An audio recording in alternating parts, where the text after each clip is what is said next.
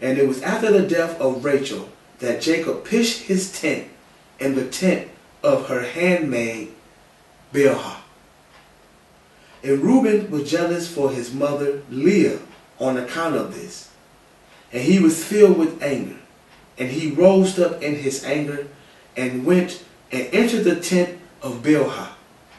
And he thence moved his father's bed. Verse 15. At that time, the portion of birthright together was kingly. At that time, the portion of birthright together with the kingly and priestly office was removed from the sons of Reuben. For he had profaned his father's bed, and the birthright was given unto Joseph. The kingly office to Judah.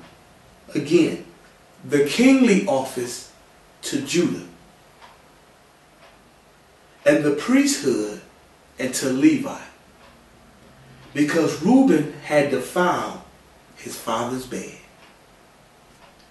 And these are the generations of Jacob, who were born to him in Paneram, and the sons of Jacob were 12.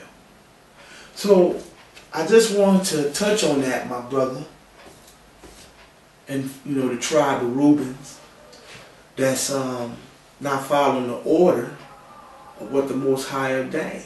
The priesthood, the kingship, and the law. It's all removed from you. And it was handed to the other tribes. So with that being said, let's go down to let's go back to Genesis chapter 49, and let's go down to verse 8. Judah, thou art he whom thy brethren shall praise. Thy hand shall be in the neck of thy enemies.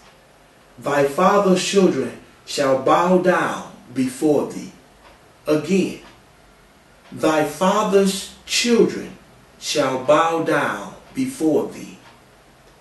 Judah is a lion's whelp.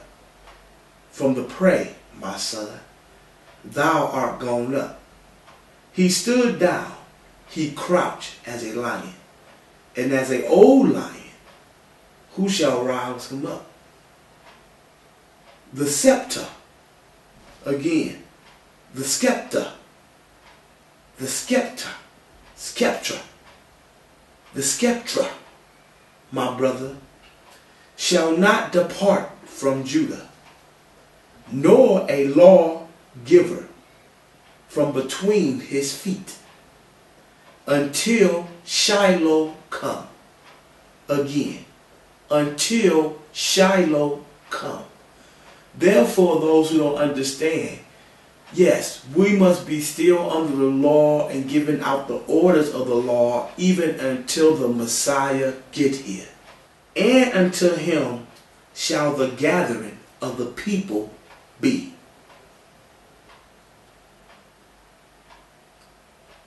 Binding his foil until the vine, and his ass colt until the choice vine. He washed his garments in wine, and his clothes in the blood of grapes. His eyes shall be red with wine, and his teeth white with milk. So, the point I'm trying to make is, the Most High said we supposed to have leadership, even in the last days. Law, kingship. The Israelites that's here on the land, we definitely need to unite. We need to rebuild our nation, our congregation, our government as ordained by our forefathers from the Most High. And we must raise a governor as prophesied in scriptures. So, let me bring that forefront. The Most High said, He will put these laws back on our heart. How do you expect that to happen? If we got the sacred books before us now, and no one is acting accordingly to the laws. He also said we'll be purged. And for those who don't understand that, that's death.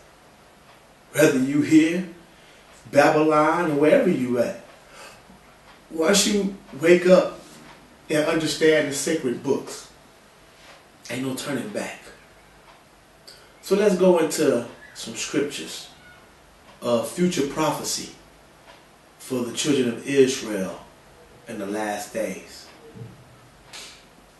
Jeremiah, we're going to go to chapter 30.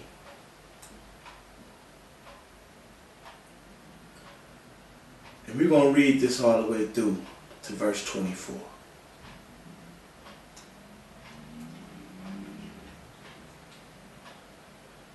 The word that came to Jeremiah from the Lord, saying, Thus speaketh the Lord God of Israel, saying, Write thee all the words that I have spoken unto thee in a book.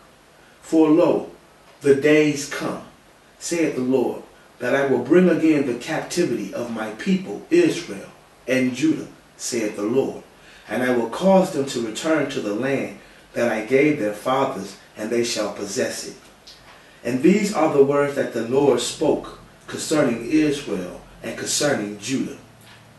For thus saith the Most High, We have heard a voice of the trembling, of fear, and not of peace. As ye now, and see whether a man doeth travail with child. Wherefore do I see every man with his hands on his loins, as a woman in travail, and all faces are turned into paleness. Alas, for that day is great, so that none is like it. It is even the time of Jacob's trouble, but he shall be saved out of it. It shall come to pass in that day, saith the Most High of the hosts, that I will break his yoke from off thy neck, and will burst thy bonds, and strangers shall no more serve themselves of him. But they shall serve their Lord their God, and David their king, whom I will raise up until them. Therefore, fear thou not, O my servant Jacob, saith the Lord, neither be dismayed, O Israel, for lo, I will save thee from afar, and thy seed from the land of their captivity. Again, thy seed from the land of their captivity. So he's telling you he's going to save us from a whole nother land. And Jacob shall return, and shall be in rest, and be quiet. And none shall make him afraid. For I am with thee, saith the Most High, to save thee, though I make a full end of all nations. Whether I have scattered thee, yet will I not make a full end of thee, but I will correct thee in measure, and will not leave thee altogether unpunished. For thus saith the Most High, thy bruise is incurable, and thy wound is grievous.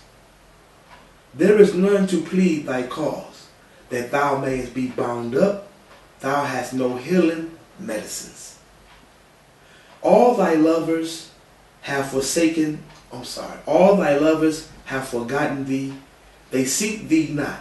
For I have wounded thee with the wound of an enemy, with the chastisement of a cruel one, for the multitude of thy iniquity, because thy sins were increased. Why criest thou for thy affliction? Thy sorrow is incurable, for the multitude of thy iniquity, because thy sins were increased. I have done these things until thee. The Most High is telling us he did all what we went through to us and our forefathers and generations because of the sins that we have done to transgress the commandments. Verse 16. Therefore, all that they